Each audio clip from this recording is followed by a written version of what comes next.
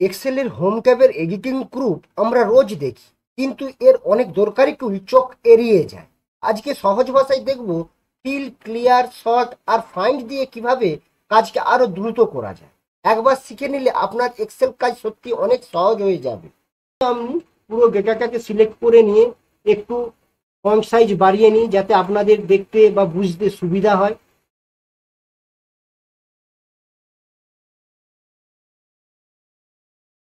এরপর আমি আমার ডেটাটাকে সিলেক্ট করে নেব, নিয়ে এই সিগমা সিম্বলের পাশে ড্রপ ডাউন চিহ্ন আছে, এতে আমি ক্লিক করব। দেখুন সাম আছে, এভারেজ আছে, কাউন্ট আছে, ম্যাক্স আছে, মিন আছে। তো প্রথমে আমি সাম করব, সামে ক্লিক করি। দেখুন আমার কোয়ান্টিটি টোটাল চলে এসেছে এবং সেলসের টোটাল অ্যামাউন্ট চলে এসেছে। এরপর এইটা যদি আমরা শর্টকাট কি এর মধ্যে করতে চাই, তো সেক্ষেত্রেও হবে। এটা আমি ডিলিট করে দিলাম, দিয়ে আবার পুরো ডেটা সিলেক্ট করে নিলাম। কিবোর্ডে অল্ট ইকুয়াল টু দাবি দিলাম। দেখুন আমার কোয়ান্টিটি টোটাল এবং সেলসের টোটাল চলে এসেছে। এরপর আমরা এভারেজ বার করব।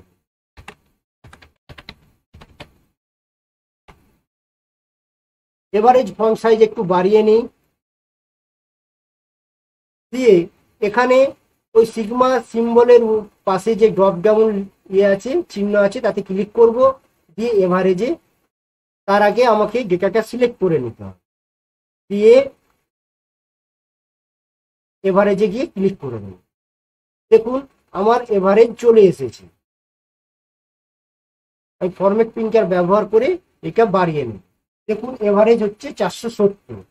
এরপরে আছে কাউন্ট।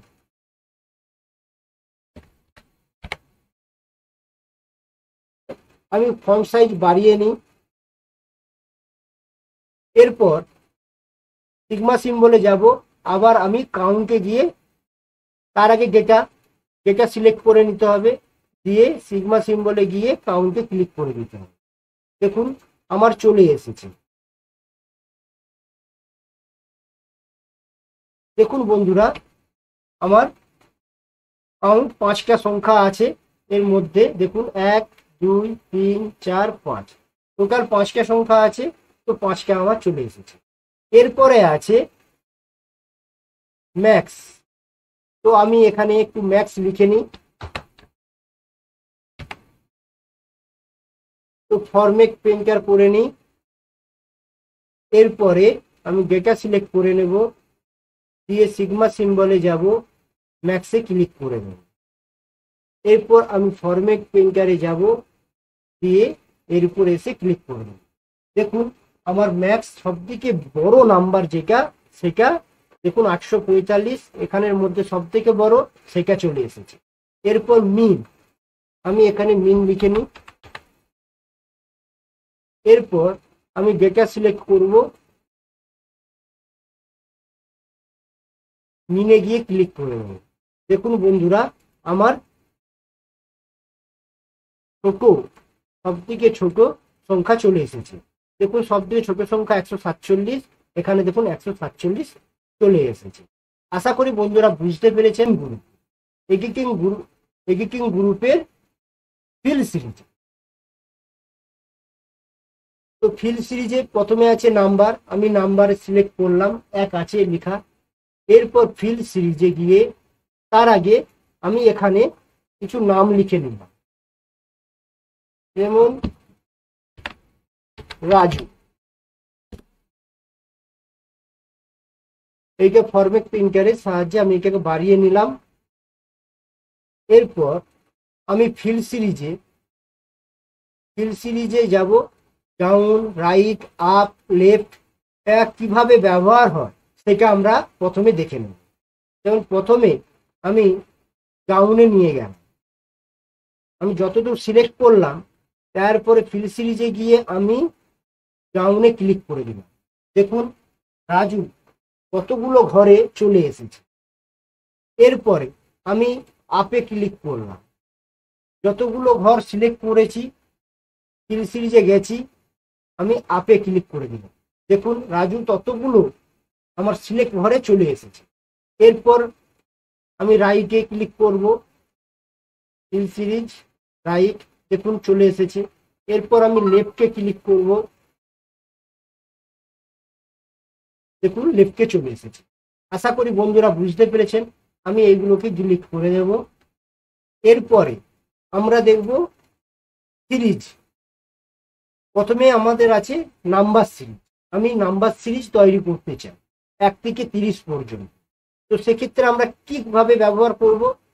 প্রথমে এখানে সিরিজ অপশন আছে, এই সিরিজে ক্লিক করব। সিরিজে ক্লিক করলে একটা ডায়লগ বক্স খুলে যাবে। এখানে দেখুন রো আছে, কলাম আছে। আমি রোয়ে যদি করি আমার রোয়েই পুরো সিরিজটা তৈরি হবে, আর যদি কলামে করি আমার পুরো কলামে তৈরি হবে। তো আমরা এখানে কলামে করব। তো কলাম সিলেক্ট করে নিলাম, দিয়ে স্টেপ ভ্যালু 1 আছে আর স্টপ ভ্যালু আমি এখানে 30 করে দিলাম, দিয়ে ওকে করে দিলাম। দেখুন বন্ধুরা আমার 30 পর্যন্ত চলে এসেছে। আমি যদি 1000 করি তো 1000 পর্যন্ত চলে যাবে। তো আশা করি বুঝতে পেরেছেন। এরপর ডেট, আমি আবার ফিল সিরিজে যাব, সিরিজ কলাম,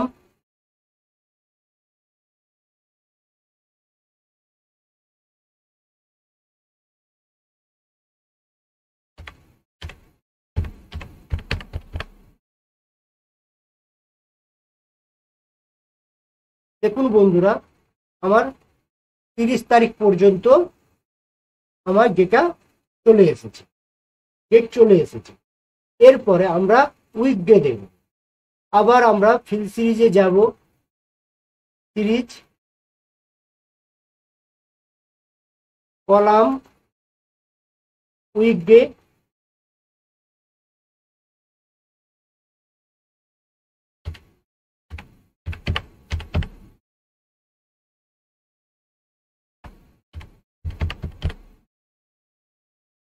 ওকে। দেখুন আমার উইকডেজ বেরিয়ে গেছে 30 পর্যন্ত। যেমন ধরুন 1 2 3 4 5 নেয়, আবার 6 7 8 আছে, 9 আছে, 10 আছে, 11 12 নেয়। এইভাবে আমার সারা মাসের উইকডে যেগুলো সেইগুলো চলে এসেছে। এরপর মান্থ,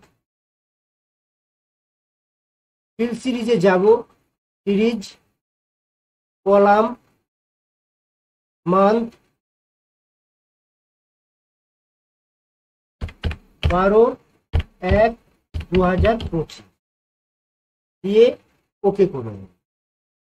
দেখুন বন্ধুরা আমার 12 মাস চলে এসেছে।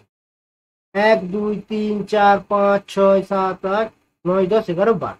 দেখুন আমার মান্থ সিরিজ বেরিয়ে গেছে। এরপর ইয়ার, আবার ফিল সিরিজে যাব, সিরিজে যাব,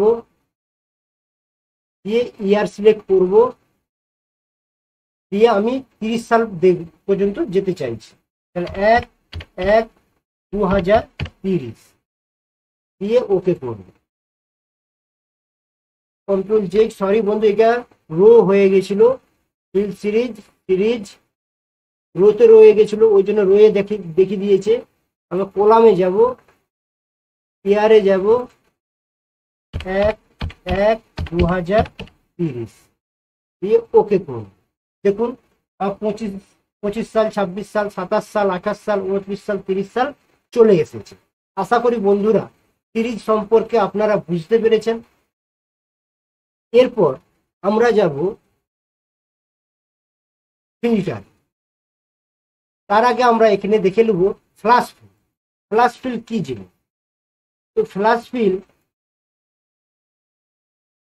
প্রথমে আমি ডেটাটা একটু বড় করে নিই আপনাদের যাতে দেখতে সুবিধা হয়।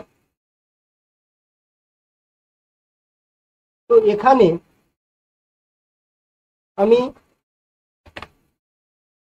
নাম মান লিখলাম, তারপর রতন দাস লিখলাম। এরপর আমি এখানে ফিল সিরিজে গিয়ে ফ্ল্যাশ ফিলে ক্লিক করে দিলাম। দেখুন আমাকে আর লিখতে হলো না, যা ছিল তেমনটাই চলে এসেছে, পরপর যেমন নাম ছিল তেমনটাই চলে এসেছে। এটা হলো ফ্লাশ ফিল। বন্ধুরা দেখুন, ফিল সিরিজে অ্যাক্রস ওয়ার্কশিট আছে। এই অ্যাক্রস ওয়ার্কশিট লক করা আছে। এই অ্যাক্রস ওয়ার্কশিট কি কাজ হয়, কি কাজ করে, সেটা আমরা আজকে জানব। দেখুন, আমার কাছে একটা ডেটা আছে। এই ডেটাটাকে আমি নিয়ে যেতে চাই অন্য শিটে। দেখুন, আমার 4 নম্বর শিটে আমার এই ডেটাটা আছে। 5-এ কিছু নাই, 6-এ কিছু নাই। তো আমি 5-6-এ ওই ডেটাটাকে নিয়ে আসবো। তো চলুন দেখা যাক কিভাবে নিয়ে আসবো। আমি প্রথমে এটাকে সিলেক্ট করে নেব, ফিল সিরিজে যাব। দেখুন, অ্যাক্রস ওয়ার্কশিট এখনো লক করা আছে। তো এই লক খুলতে গেলে আমার দিকে কন্ট্রোল টিপে সিলেক্ট করে নিতে হবে। আমি সিলেক্ট করে নিয়েছি 6566। এরপর আমি ফিল সিরিজে যাব, গিয়ে দেখুন অ্যাক্রস ওয়ার্কশিট আমার লক খুলে গেছে। ক্লিক করব।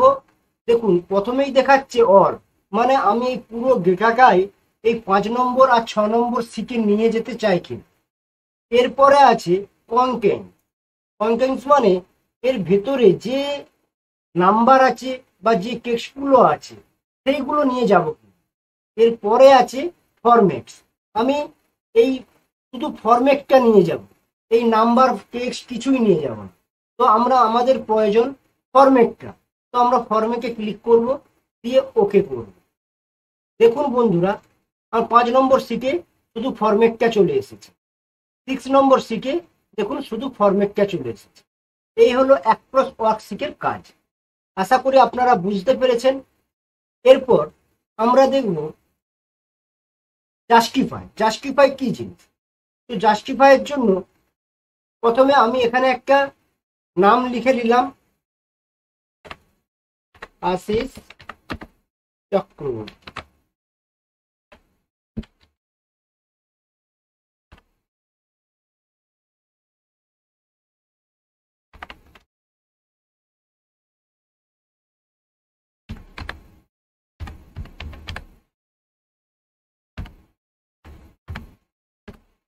আমি নামটা লিখে নিয়েছি। এরপরে ফন্ট সাইজ বাড়িয়ে নিলাম। এরপর আমি ফিল সিরিজে যাব, গিয়ে জাস্টিফাই ক্লিক করব, দিয়ে ওকে করে দেব। দেখুন বন্ধুরা, আমার নামটা একটা সেলে ধরছিল না, সেহেতু অন্য সেলে শিফট করে দিয়েছি। এটাই হলো জাস্টিফাইয়ের কাজ। এরপরে আমরা শর্টিংয়ে যাব। শর্টিংয়ে দেখুন, আমার কাছে একটা ডেটা আছে। এই ডেটাটাকে আমরা শর্ট করব। প্রথমে আমার দেখুন এল দিয়ে শুরু হয়েছে নাম, Lenovo, HP, Dell, Asus, Apple. তো প্রথমে আমরা এই শর্ট অ্যান্ড ফিল্টারে ক্লিক করব এবং short A to Z A click করব। দেখুন বন্ধুরা, প্রথমে আমার অ্যাপেল, আসুস, তারপর ডেল, এইচপি, লেনোভো এগুলো পরের পর চলে এসেছে। আবার যদি আমি শর্ট Z to A করি, দেখুন আবার প্রথমে লেনোভো চলে এসছে, তারপর এইচপি চলে এসছে, তারপর ডেল চলে এসছে, তারপর আসুস চলে এসছে। আশা করি আপনারা শর্ট বুঝতে পেরেছেন। এরপরে আমরা ফিল্টার ব্যবহার করি। তো ফিল্টার ব্যবহার করলে ফিল্টারে গিয়ে ক্লিক করে দেবো। দেখুন ফিল্টার আমার চলে এসেছে। এরপর এই ফিল্টার সিম্বল চলে এসেছে। এই ফিল্টার সিম্বলে গিয়ে ক্লিক করব। দেখুন এখানে সিলেক্ট অল আছে, আমি সিলেক্ট অল আনচেক করে দেবো। দিয়ে যেগুলোকে আমি দেখতে চাইছি আমি সেইগুলোকে ক্লিক করে নেব, দিয়ে ওকে করে নেব। দেখুন বন্ধুরা, আমার ফিল্টার হয়ে গেছে। আমি 3টে জিনিস দেখতে চেয়েছি, এইচপি, ডেল আর আপেল। দেখুন 3টেই চলে এসেছে। এরপর আবার পুনরায় আমি আমার ডেটা ফেরত পেতে ক্লিয়ার ফিল্টার ফ্রম প্রোডাক্ট আমি যদি ক্লিক করি, দেখুন আবার পুনরায় আমার ডেটা ফেরত চলে এসেছে। ফিল্টার করলে কখনো ডেটা ডিলিট হয় না, হাইড হয়ে যায়। এরপর আমরা আছে কোয়ান্টিটি। তো কোয়ান্টিটিতে আমি যদি ক্লিক করি, একই জিনিস আবার আমি যেগুলো দেখতে, যেমন 49, 59, 70, 36, আমি এইগুলোকে দেখতে চাই। ওইগুলোকে টিক চিহ্ন করে দিয়ে ওকে করে দিলাম। দেখুন সেইগুলো আমার 49, 70, 59, 36 আমি এগুলোই এসেছে, এগুলোই দেখতে পাচ্ছি। এরপরে আবার আমি এটাকে ক্লিয়ার ফিল্টার ফ্রম কোয়ান্টিটি করে দেবো। দেখুন আবার পুনরায় আমার ডেটা চলে এসেছে। সেলসের ক্ষেত্রেও একই জিনিস, আনচেক করে দেবো। যে সেলগুলো আমার দেখতে চাইছি সেই সেলগুলো টিক চিহ্ন দিয়ে ওকে করে দেবো। দেখুন আমার সেই সেলগুলো আমার সামনে চলে এসেছে। আবার আমি ক্লিয়ার ফিল্টার ফ্রম সেলস করে দেবো। দেখুন পুনরায় আবার আমার ডেটা চলে এসেছে। এরপরে আছে ফাইন্ড। তো ফাইন্ড এখানে টেক্সট আছে, আমি এই টেক্সটটাকে সিলেক্ট করে নিলাম। এরপর ফাইন্ডে গিয়ে ক্লিক করলাম, ফাইন্ডে ক্লিক করলাম। দেখুন এখানে আমি নন্দনকে দেখতে চাইছি। ধরুন আমার কাছে একটা বিশাল ডেটা আছে, বড় ডেটা। এই ডেটার মধ্যে আমি কোনো কিছুকে খুঁজে বের করতে চাইছি। তো সেটা কিভাবে খুঁজবো? এই ফাইন্ড অপশনের মাধ্যমেই আমরা সেটাকে খুঁজে বের করতে পারবো। যেমন ধরুন এই ডেটার মধ্যে আমার নন্দন কোথায় আছে আমি সেটা খুঁজে দেখতে চাইছি। তো